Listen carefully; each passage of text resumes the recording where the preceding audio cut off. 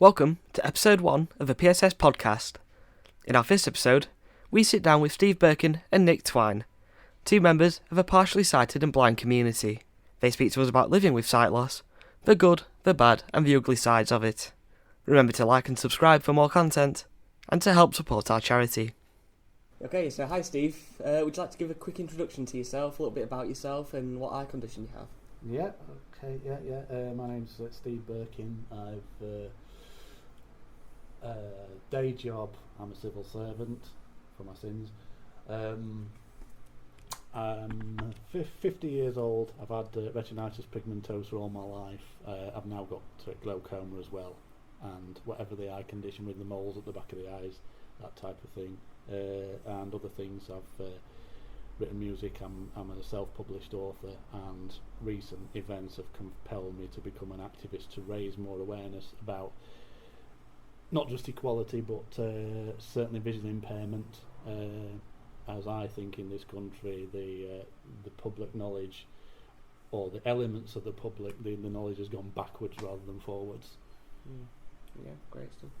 And with me, next to me is Nick. He's started volunteering at the Partially Sighted Society with us. So hi Nick, would you like to give a quick introduction to yourself? Hi Sean, hi Steve. I'm Nick Twine. I am 56 years old, a male, and my visual impairment is fairly recent, unlike Steve. A very recent development. In fact, January 2020 is when I lost my eyesight, if you want to put it like that. And I'm aged 56 now, so at the time I was 54, so very late in life.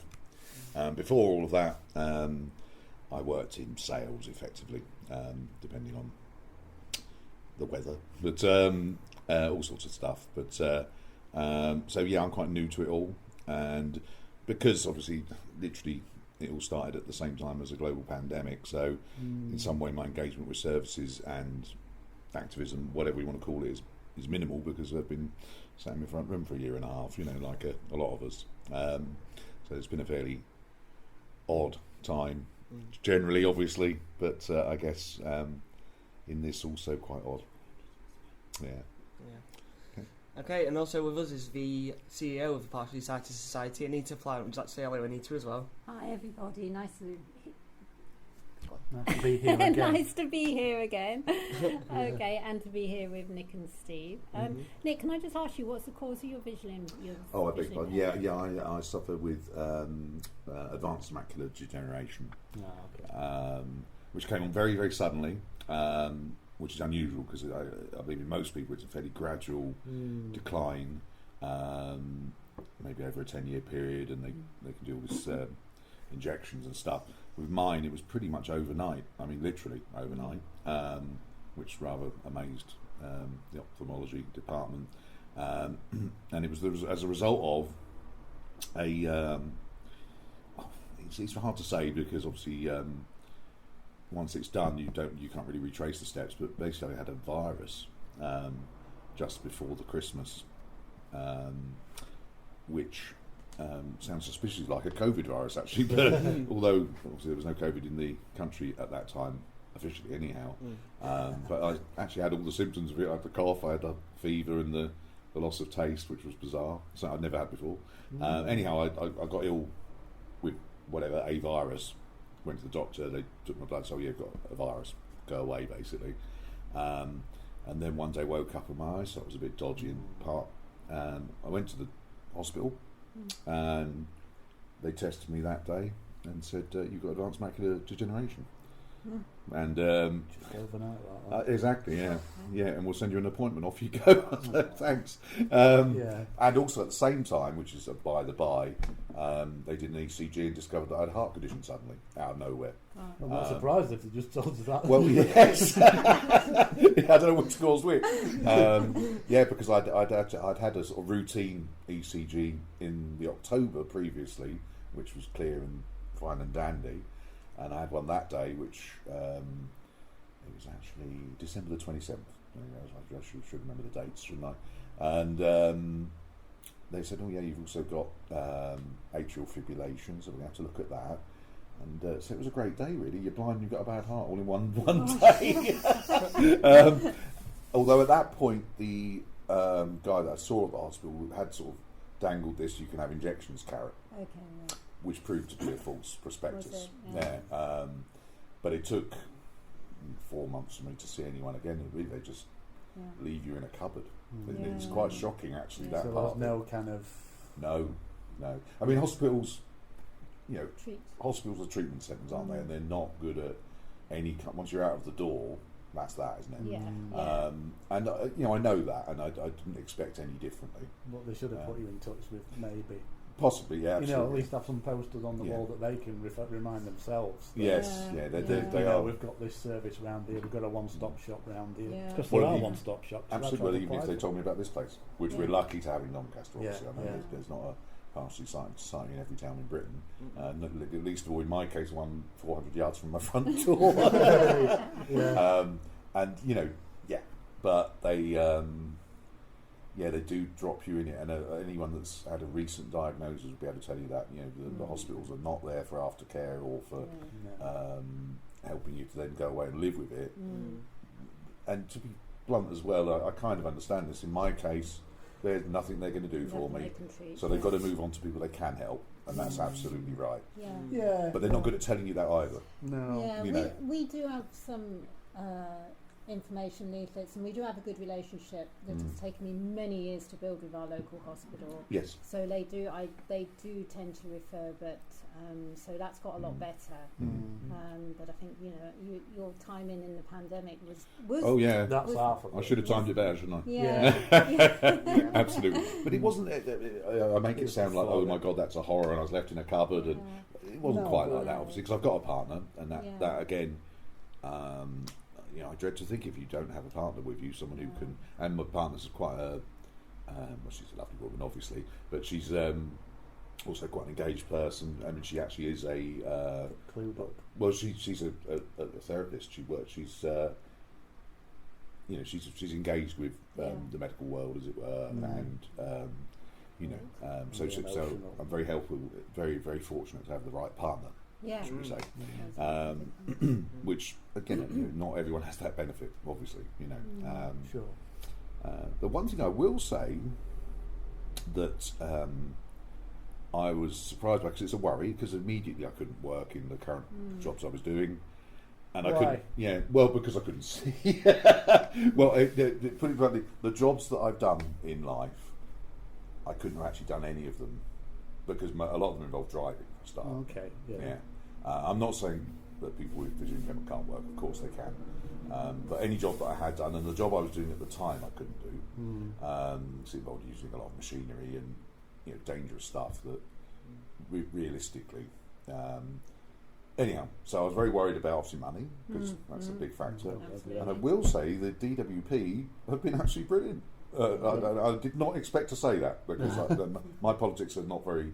Well, let's put it like, I'm quite lefty, and you're kind of trained to hate the DWP. Yeah. But I have to be honest and say that they've been very helpful, very obliging, and they've not mucked me about, and everything's been done. They have a slow timetable because that's the way they work, but they've stuck to their deadlines that they've given me, and I can't complain. Yeah, and that's again someone that maybe starting out on this process will be worried about. Back. Become. I'll pass that back. Yeah, is that where you work? Yeah. Excellent. Not in that area, but No. but I have done in my time. Yeah, Because yeah, I have of done. course, yeah. And one thing I'm pushing for, whether it be wherever it may be, is accessibility of products that are launched. Now we've got agile methodology. There's no excuse, but people are still, even in agile circles, are using volume against special needs. In other words, if there's 100,000 people that's going to be affected by da-da-da-da-da, they're going to get more likely. And that's true everywhere. Of a lot of places. These digitally trained people that are kind of like as laid back as the Atari people were. That again, they don't worry about minutiae enough when it comes to an act. So one thing I want to push in that sort of situation is, let's say, fixing something on a piece of kit that makes it accessible is worth 200,000 fully sighted, fully normal, blonde hair, blue eyed people. You know what I mean? If that will help, you know, do it. If they're doing it on a score system, let's build a score system that makes them pick it up. But yeah, so that's I've been pushing for that for So I'm generally known from in that case for my relentlessness in management, as sometimes having to tell me to slow down. But yeah, anyway, sorry. Well, that's good stuff, Steve. Yeah. Absolutely. So in your department, are you the only visually impaired employee, Steve? In my department, what you mean, DWP Yeah, as a whole? well, you know, well, in terms of your area where you work. Well, working from home, so yeah. Yeah. No, in normal times. Let me think. No, I mean there are disabled people, obviously in DWP. There's, you know, it certainly is a question. Yeah, DWP's got lots of, you know, ethnicity, LGBT, disability, and there are groups. There are listening circles and groups in regards to the employee aspect. The listening, you know, there's all these things are there to improve. Yeah. Improve things, because obviously nowhere's perfect. No, absolutely. And I will be presenting at a few of them fairly soon, doing a one-man's journey type of thing. I've done a couple now, and there's already been people in tears. So and that's not, you know, that's talking about work. That's talking about the whole aspect of what. It's not that for it. Sorry. So, Steve, so with RP, it's you know, it generally is a, you know, kind of degenerative sight loss condition. When did you first begin to? When were you first diagnosed? And oh no, that was literally when I was I probably would have about none or one, because I think what happened was, because obviously my uncle has got it, so on my mum's side, so it does work in a strange sort of fashion. It's not that in some cases people are born directly hereditary to their parent if one of the parents have got it, but I think it was. So my uncle on my mum's side had got it, and then obviously I got it. So it didn't affect my sister. But I think if my sister had kids, and if it was a male, it was going to be 1 in 4 chance. So or your something mum like. was a carrier. Yeah. Your sister's a carrier. Yeah, I think that's how it worked. Yeah. So it's. But so yeah, I think what my mum had said when they first thought that I had is when I'd screamed out as a child, and all it was like a sheet had moved over and landed on my head, you know what I mean, or that type of thing when I turned over in my cot or whatever. So that's I've literally had that since I was little. So lots of visits to DRI at the time, but I went to mainstream most of my life. I've tried to be mainstream. I think society and you know, I have to say, even in this town, I think I found certainly in recent years that society doesn't always let you be mainstream. No, I think, and you probably agree, is that one of the problems with sight loss is that there's no outward sign. I mean, if I look at you, Nick, I can't see that you're visually impaired. Yes. Steve, you're a long cane user, which is one of the ways of indicating to others. But for the vast majority of people, there's no outward sign of any disability, is there? People absolutely. Well, yeah, particularly with my condition, which, I mean, in the general run of the mill, you struggle to realise, really. Yeah. It's only if I try and do something that involves looking at something, you know, then I notice it. And as using a cane, I'll use a cane, but I only use it as a signifier, really. I don't really need it to get around. I need it just so that people know that I need help and not to rush me and charge into me and whatever.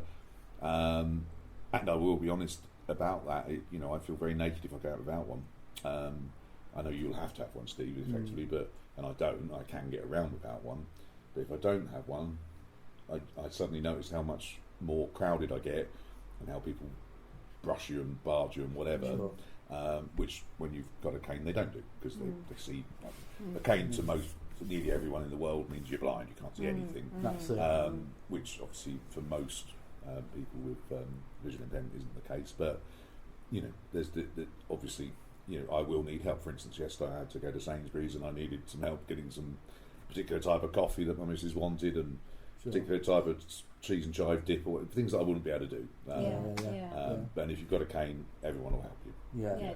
Changes conversation. In fact, they're falling over themselves to help you, which is good. And sometimes you get a bit of unwanted help. Yes, and I really make sure that I just accept the help and thank people, because they're trying to do their best. And I don't want to give them a bad impression of people with visual impairment. And if they want to try and help me across the road, that's fine. It's not going to hurt me, is it? And it's very sweet as well. In a lot of cases, I think it does make them feel a bit more comfortable. Because I know what you're saying. I think in my teenage years, I was F off. I don't need your help. Yeah, I guess that's fair enough, Steve. It was definitely an image thing, and it basically took me.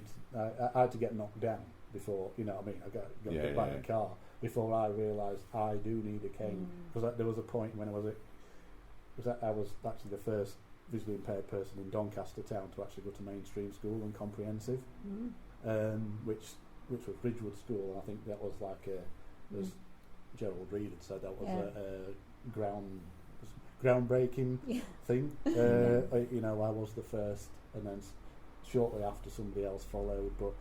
But I think it was in that sort of time there was obviously the element of you're with the normal people. I nearly got a letter sent home for having to get caught with a fag in my pocket, and and all this sort of. And it was the worst teacher of all that could have caught you. It always is, isn't it? But it was just so there were a lot of that kind of, what's the word? There was elements of that's Steve Birkin, my reputation preceded me. What a fag, Steve, all this sort of and.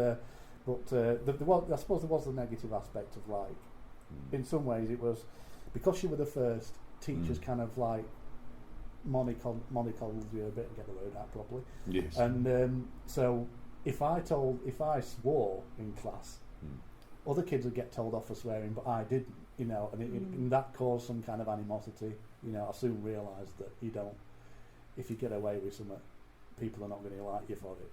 There's sometimes you can't do that, you won't be able to do that, you won't be able to fight or whatever, that type of thing. So there was that kind of negativity, but there was a lot of positives from it. Definitely. I think my only negative thing is when I came out of school and went on the first YTS or youth training scheme as it was. Ironically in Ed Miliband's office now, but it was the YMCA training, and I was suddenly just placed with a load of people who had never had a disabled person with them, and it were a real shock to the system because it was sort of basically other normal schools, if you like, didn't have visually impaired people in them. Not in Doncaster area. There was in Mexborough, but not Doncaster. And so to them, they'd never come across it before, and it was very negative. I felt I was trying to smile it off all day. I was getting harassment all the time, non-stop. That's how they all got to know each other, by harassing me. And it made me feel in a way that everything I'd done in the past were a lie, and that this was the real world now and I should get used to it. And long and short of it, I didn't go to work the following day. I went to top at multi-storey car park, and I obviously didn't do it. I was kind of looking down at all these cars underneath. I didn't want to damage one of them. It's a strange kind of logic, but it just, that's when I went after that. So right, well, I'm not doing it right. And I think again, Gerald Reid was sort of saying then, it's not like that at every place, it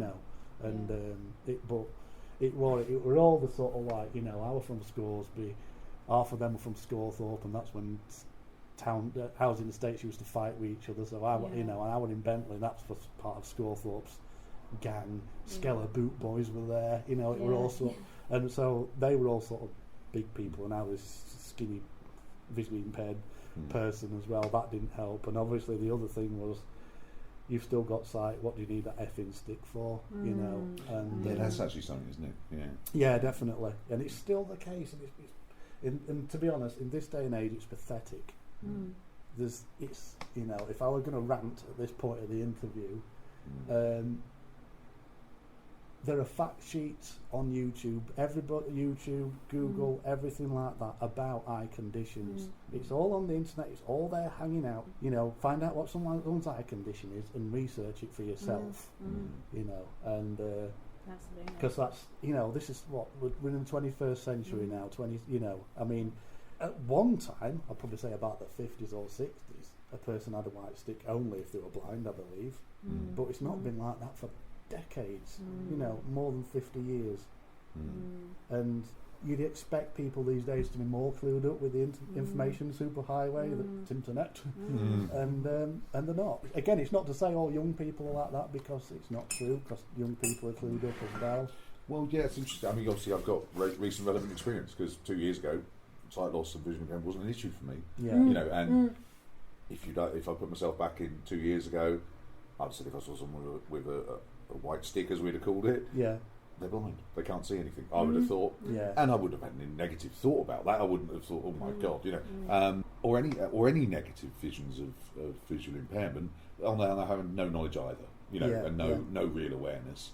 And that's probably, I'm probably quite a nice person, I suppose, and everyone isn't, I suppose. But yeah, my knowledge base absolutely tiny when I think about how and I still don't know a lot about it now. I don't know anything about your eye condition. I know some stuff about mine because I'm selfish, but you know, and I suppose it's not exactly the problem, but it's part of the reality that you live with more than me, I guess.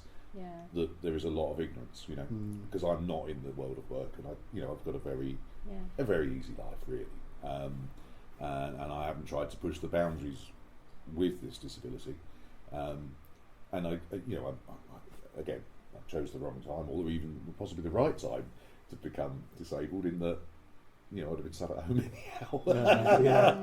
In a way, well, because on top of all the other stuff I was rabbiting on about as well, I got a kind of I don't know what you'd call it, but like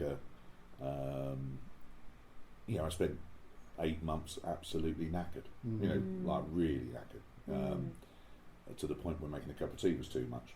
Or having a shower meant I was going to have a lay down. I mean, it was extreme for a long time, and that's the sort of post-virus effect, or whatever you want to call it, isn't it? But that was horrible. That was, in some ways, that actually was more of a thing for me than the sight loss, ridiculously.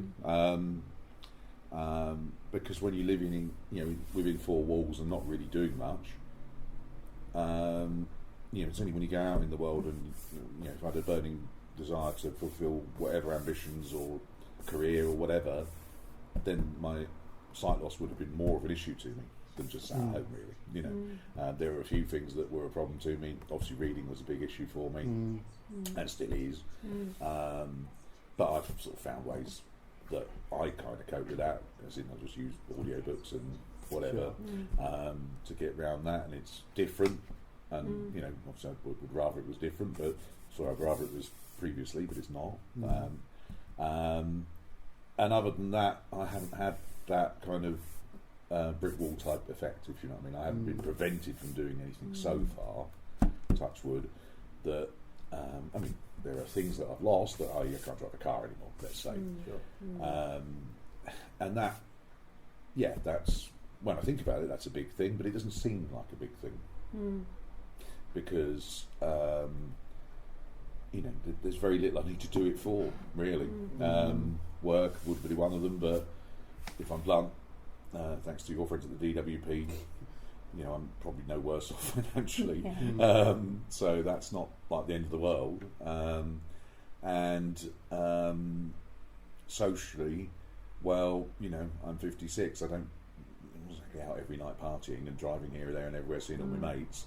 I have family, my children in particular, over in Lincoln, which obviously would be handy to be able to nip over in the car or whatever, but fortunately 2 of them can drive, so they come and see me, or there are trains. But again, because of the COVID, didn't see them for months and months and months. And really, it's only since we've all become vaccinated or whatever, and they've all had it as well, as young people do. But and it's only until the last couple of months that I've been able to see them anyhow. So, you know, in a way that, you know, I chose the wrong time to lose my eyesight, but in some ways I actually chose the right time, because it's, you know, the things that I haven't been able to do, I haven't been able to do them anyhow. So in a way, now coming out of it all a bit, not that COVID's disappeared as we all know, but being able to move around more and do stuff actually might present me with more brick walls to hit. You know?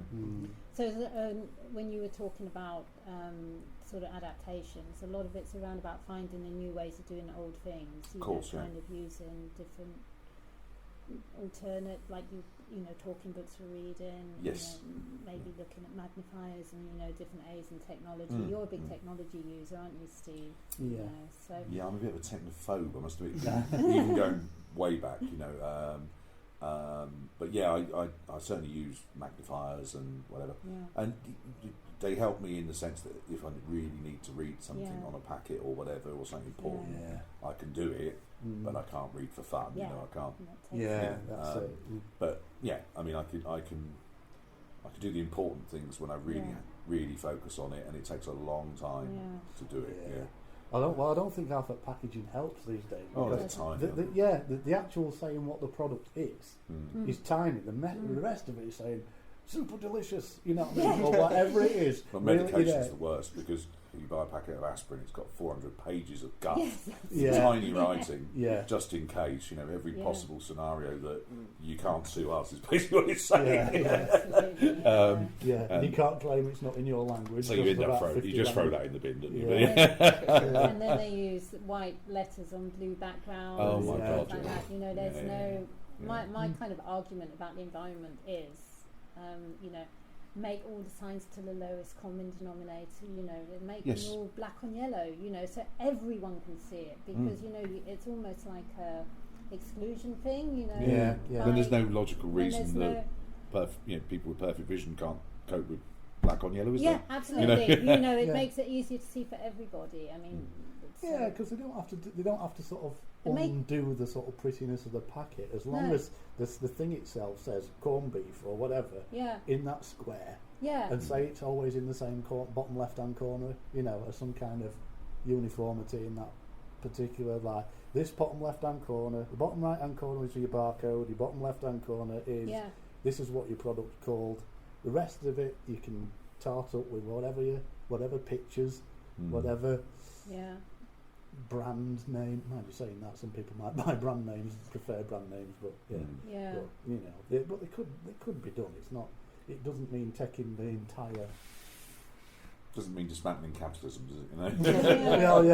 That's it. You know, people like pretty. You know, that's why we have nightclubs. And they put writing over images and things like that. I mean, we get a lot of people asking us about accessibility on websites. What do I need to do to make my website accessible? Don't for sure. And they'll come to us and they've got writing over clouds, sky and clouds. It's like, well, you start know, there. Or they use that white or red letters on a coloured background. You know, it's like it's really it's not.